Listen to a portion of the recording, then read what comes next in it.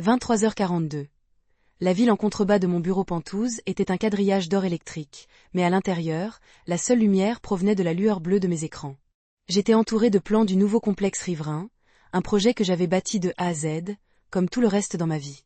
Mon téléphone vibra contre le bureau en acajou, brisant le silence. Un message de groupe de ma mère, Suzanne. À presque minuit, je le pris, m'attendant à une urgence. Au lieu de cela, je découvris une injonction. Il faut qu'on parle de ta contribution. La famille de Brandon attend $280 000. C'est pour l'image de la famille. Ne sois pas égoïste. $280,000. Pas une question, pas une demande, une facture. Avant même que je puisse comprendre l'audace de la chose, une deuxième notification apparut. Ma sœur Ashley avait aimé le message. Puis, une image, une mariée en robe blanche comptant frénétiquement des liasses de billets. Je fixai l'écran. Les plans qui m'entouraient me paraissaient soudains, pesant comme le poids d'une vie que j'avais bâtie à la sueur de mon front, pendant qu'ils jouaient à la famille. Pendant des années, j'avais été la complice silencieuse de leur dysfonctionnement. Le filet de sécurité qu'ils n'ont jamais reconnu, mais dont ils se sont toujours servis. Mais là, il ne s'agissait pas simplement d'une demande d'argent. C'était une affirmation de ma valeur à leurs yeux. Pour eux, je n'étais ni Chloé, la fille, ni la sœur. J'étais juste un coffre-fort vivant. Et ils pensaient connaître la combinaison. Avant de vous raconter la suite, laissez un commentaire pour me dire d'où vous m'écoutez. Avez-vous déjà eu l'impression que votre famille ne vous appelle que lorsqu'elle a besoin de quelque chose? J'aimerais beaucoup entendre votre histoire. Je n'ai pas répondu. Je n'ai pas jeté le téléphone à l'autre bout de la pièce. Je l'ai simplement posé, écran vers le haut, et j'ai laissé l'écran s'éteindre. Dans mon métier, on apprend très tôt que les émotions ont un prix. La panique vous fait perdre votre influence. La colère vous empêche d'y voir clair. Alors, j'ai fait comme toujours, j'ai analysé la situation. Je me suis approché de la baie vitrée qui contemplait l'horizon que j'avais contribué à façonner. On m'appelait la « femme à tout faire » quand j'étais enfant. Ashley était la star, le mannequin, l'influenceuse, celle qu'il fallait protéger. Moi, j'étais celle qui réparait tout, qui faisait les devoirs, qui payait les factures et qui restait discrète. Mais ils n'ont jamais compris qu'être la « femme à tout faire », c'est aussi apprendre que le système est truqué. Mes pensées sont revenues 5 ans plus tôt. L'incident à la fac. J'avais 22 ans, j'étais admise dans une grande école de commerce, mais il me manquait des fonds pour payer mes études. Assise à leur table de cuisine, un tableur à la main, je les suppliais de se porter garant pour mon prêt étudiant, juste une signature. J'étais prête à tout payer. Mon père, Richard, n'avait même pas levé les yeux de son journal. Une semaine plus tard, Ashley avait un accident de voiture. C'était son 3e accident en 1 an. Le lendemain, une décapotable flambant neuve était garée dans l'allée. Pour sa santé mentale, m'avait expliqué son regard, me mettant au défi de la contredire. Elle est fragile, Chloé. Toi, tu es forte. Tu peux gérer le bus. C'est à ce moment-là que j'ai cessé d'être leur fille pour devenir leur observatrice. J'ai alors compris que leur cruauté n'était pas accidentelle. Elle était structurelle. Les psychologues appellent ça le syndrome de l'enfant chéri et du bouc émissaire, mais je voyais bien ce que c'était réellement. Une économie nécessaire. Ils avaient besoin que je sois l'échec. Si je réussissais, leur soutien inconditionnel envers Ashley n'était pas une forme de soutien, mais une forme d'encouragement. En me traitant comme un mauvais investissement, ils flattaient leur ego. Ils pouvaient se persuader qu'ils étaient de bons parents sauvant un enfant sans défense, plutôt que des imbéciles gaspillant leur argent. Mes difficultés alimentaient leur suffisance. J'ai ouvert le tiroir de mon bureau et j'en ai sorti un petit document encadré. Ce n'était ni un diplôme ni une récompense. C'était cette demande de prêt refusée 5 ans plus tôt. Je la gardais juste à côté de mon premier contrat d'1 million de dollars. Mauvais investissement, ai-je murmuré dans la pièce vide. C'était devenu mon mantra. Chaque immeuble que j'ai construit, chaque transaction que j'ai conclue était une réfutation silencieuse de ce verdict prononcé à la table de la cuisine. Et voilà que ceux qui n'auraient pas parié un sou sur mon avenir me réclamaient une fortune pour assouvir leur vanité. Je me suis rassis devant mon ordinateur. Au lieu d'ouvrir mon application bancaire pour faire le virement, j'ai créé un nouveau tableur. S'ils voulaient parler de contribution, il allait falloir un examen approfondi des comptes. Ce ne serait pas une négociation, mais une saisie. 2 jours plus tard, mon assistante Sarah a sonné à l'interphone. Sa voix était tendue. « Chloé, ils sont là. Ils n'ont pas attendu de badge de sécurité. » Avant même que je puisse répondre, les lourdes portes en chêne de mon bureau se sont ouvertes brusquement. Ils n'ont pas frappé. Ils n'ont pas attendu d'être invités. Ils ont fait irruption, emplissant l'espace épuré et minimaliste de leur énergie chaotique.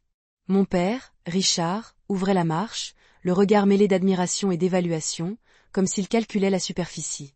Ma mère, Suzanne, le suivait de près, ses talons claquant sur le sol en béton poli. Ashley, derrière eux, portait d'énormes lunettes de soleil à l'intérieur, l'air ennuyé comme si ma carrière n'était qu'une salle d'attente de plus à supporter. « Alors, c'est ici que tu te cachais » dit mon père, non pas pour me saluer, mais pour me reprocher mon geste. Il se dirigea droit vers la fenêtre, m'empêchant de voir la ville. Belle vue. Un peu froide, quand même. Il manque de chaleur. Je me levai, gardant le bureau entre nous. Que fais-tu ici? Nous sommes là pour régler le budget, dit ma mère en déposant un lourd classeur sur mon bureau. Il atterrit sur mes plans. Le mariage est dans 3 mois, Chloé. On ne peut pas faire attendre la famille de Brandon. Ils ont des exigences. Elle ouvrit le classeur. Ce n'était pas une demande d'aide. C'était une facture. Des acomptes pour la salle, des compositions florales qui coûtent plus cher qu'une voiture. Une robe sur mesure importée directement de Milan. Le total, en bas, était entouré à l'encre rouge. 280 000 $. Il nous faut le chèque aujourd'hui, dit mon père en se détournant de la fenêtre. Réfléchis griega. Des arriérés de salaire. Des arriérés de salaire, répétai-je d'une voix calme, malgré mon cœur qui battait la chamade. Pour t'avoir élevé, dit-il sans la moindre ironie. Nous t'avons nourri, vêtu. Logi. Nous avons fait de toi ce que tu es. Et maintenant que tu as manifestement très bien réussi, mieux que ce que nous espérions. Franchement, il est temps que tu assumes tes responsabilités. On a toujours su que tu en étais capable, Chloé. Il fallait juste être un peu dur pour que ça sorte. Je les ai regardés. La manipulation était sidérante. Elle réécrivait l'histoire en direct, présentant leur négligence comme un choix parental stratégique. Elle ne s'excusait pas de m'avoir refusé de m'aider quand je mourais de faim à la fac. Elle s'attribuait le mérite de ma survie. Ashley soupira bruyamment en inspectant sa manucure. « On peut faire vite ?»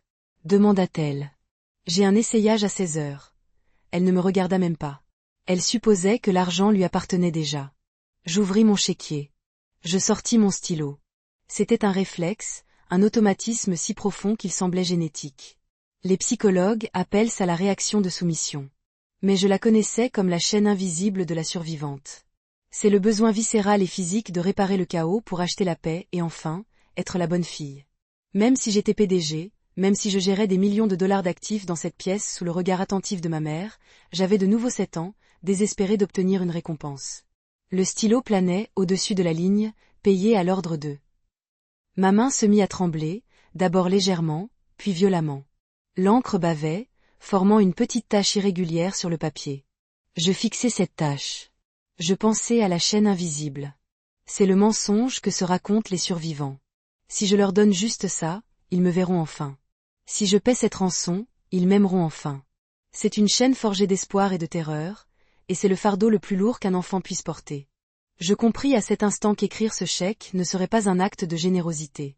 Ce serait un acte de soumission. Ce serait payer un abonnement à une famille qui m'avait renié des années auparavant. Je levai les yeux. Ashley vérifiait son reflet dans la vitre d'un prix encadré accroché au mur. Mon prix de développeur de l'année. Le prix ne l'intéressait pas. Elle voulait juste vérifier si son rouge à lèvres était bien droit.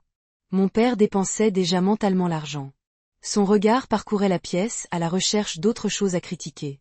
Ma mère. Je souriais, mais ce n'était pas un sourire affectueux. C'était le sourire d'un prédateur voyant sa proie à terre. Nous ne soutenons pas les mauvais investissements, entendis-je la voix de mon père résonner comme un écho d'il y a 5 ans. Le tremblement de ma main cessa. La chaîne se brisa. Pas dans un bruit sec. Un silence glacial s'installa soudainement dans ma poitrine. Je regardai le chèque, puis le stylo. Je n'allais pas acheter leur amour. Je ne pouvais pas acheter ce qui n'existait pas. Ce n'était pas une réunion de famille. C'était une tentative de prise de contrôle hostile. Et je n'avais jamais perdu une négociation de ma vie. Je remis le capuchon sur le stylo. Le clic résonna comme un coup de feu dans la pièce silencieuse. Je ne signe pas ce chèque, dis-je. Ma voix ne trembla pas. Elle ne monta pas. C'était le ton neutre et plat d'un PDG refusant une demande de budget. Ma mère cligna des yeux, son sourire vacillant pour la première fois. Que veux-tu dire? Nous n'avons pas le temps pour les plaisanteries, Chloé. La compte c'est dû. Je ne plaisante pas avec l'argent, maman. Tu le sais. J'ai repoussé le chéquier. Tu es venu pour parler des contributions, des dettes de chacun. C'est une excellente idée, mais si on doit le faire, autant le faire correctement. On va faire un audit. J'ai ouvert le tiroir de mon bureau et j'en ai sorti un classeur en cuir noir. Il était épais comme un bloc, rempli de reçus, de relevés bancaires et de documents que j'accumulais. Depuis des années. Je l'ai claqué sur le bureau. Le bruit a résonné comme un coup de marteau. Qu'est-ce que c'est que ça? A demandé mon père en plissant les yeux. Ça, ai-je dit en l'ouvrant, c'est le bilan de la famille. J'ai tourné le classeur vers eux. Regardons les placements, voulez-vous? J'ai pointé le premier onglet. 12 août, il y a 5 ans. Ma demande de cosignature pour un prêt étudiant. Montant, 40 000 $. Refusé. Motif, mauvais placement. Conséquence, j'ai travaillé 3 ans. Emploi et diplômé avec mention. J'ai tourné la page. Le papier a bruyamment crissé dans le silence. 19 août, il y a 5 ans. Une semaine plus tard, une dépense. Une décapotable flambant neuve pour Ashley. Coût, 42 000 $. Total des dépenses en 3 mois. L'indemnisation de l'assurance a servi à financer une année sabbatique à Bali. Arrête ça. A sifflé ma mère en jetant un coup d'œil à Ashley, qui levait enfin les yeux de son téléphone, l'air nerveux. Tu es mesquine. Je suis méthodique, ai-je rétorqué. La mesquinerie est une émotion.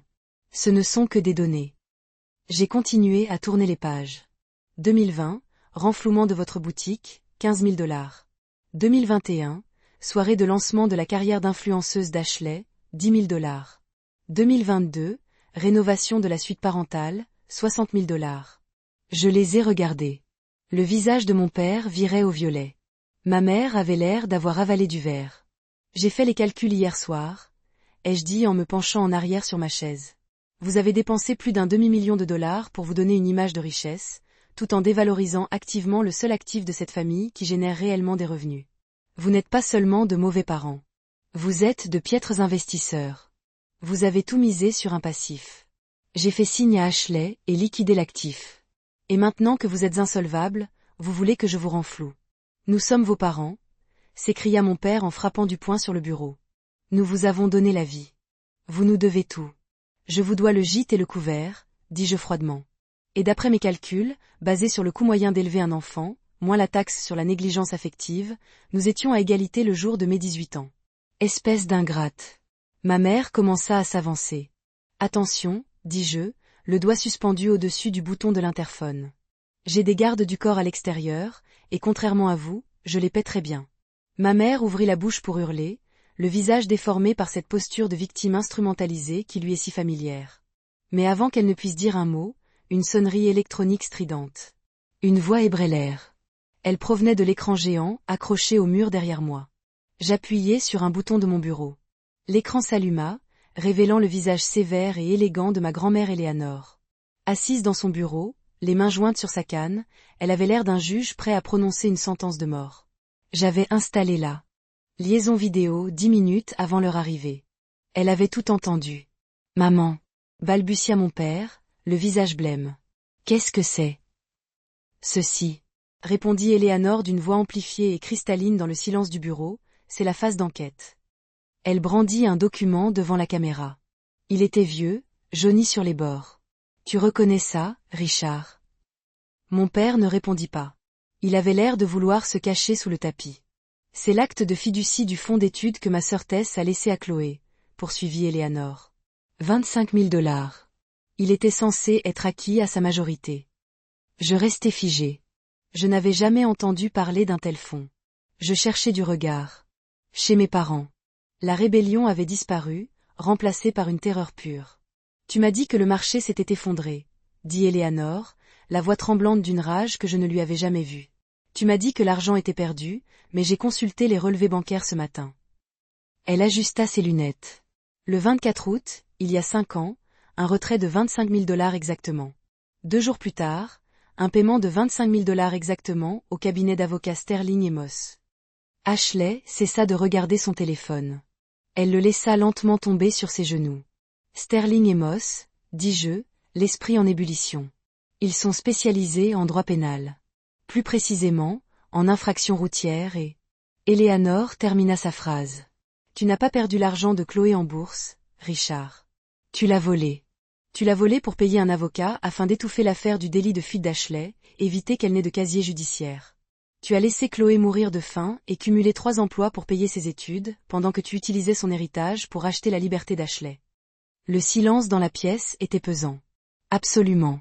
C'était le silence d'une tombe. Ce n'était plus du favoritisme. Ce n'était plus de la mauvaise éducation. C'était un crime. Une fraude. Ils avaient volé mon avenir pour protéger leur image. Mon père s'est affalé sur une chaise, toute sa combativité l'abandonnant comme l'eau d'un vase fêlé. Ma mère pleurait maintenant, mais c'étaient des larmes silencieuses, terrifiées. Il savait de quoi j'étais capable. Il savait que j'avais les moyens de les engloutir sous les procès pour le restant de leurs jours. Je me suis levée et j'ai contourné le bureau. Je ne ressentais pas de colère. Je me sentais légère.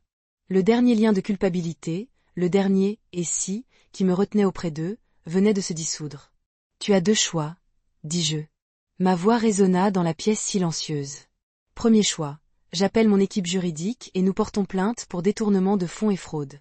Le casier judiciaire d'Ashley est rendu public et tu vas en prison. Ashley laissa échapper un petit gémissement étouffé. Deuxième choix, dis-je en faisant glisser une feuille de papier sur le bureau. Tu signes. Ça. Mon père le ramassa d'une main tremblante. Qu'est-ce que c'est? Un plan de remboursement, dis-je. Tu rembourseras les 25 000 $, plus les intérêts, à la maison de retraite de grand-mère Eleanor. Tu vendras la boutique pour éponger tes dettes et tu quitteras cet immeuble et ma vie sur le champ. Mais le mariage, murmura ma mère en baissant les yeux. La famille de Brandon. Il n'y a pas de mariage, dis-je, parce qu'il n'y a pas d'argent. Et franchement, je ne pense pas que Brandon restera quand il découvrira que sa fiancée est une criminelle et que ses beaux-parents sont des escrocs. Je me penchai vers lui et le regardai droit dans les yeux. Tu as dit que tu ne soutenais pas les mauvais investissements, papa. Eh bien, moi non plus. Et en vous voyant tous les 3, je vois une perte totale. J'appuyai sur l'interphone. Sarah, veuillez raccompagner mes visiteurs, dis-je en informant là. Sécurité qu'ils sont désormais bannis à vie. Je leur tournai le dos et regardai par la fenêtre. Je les entendis sortir en traînant les pieds par les lourdes portes qui se refermèrent derrière eux. Je ne les ai pas vus partir.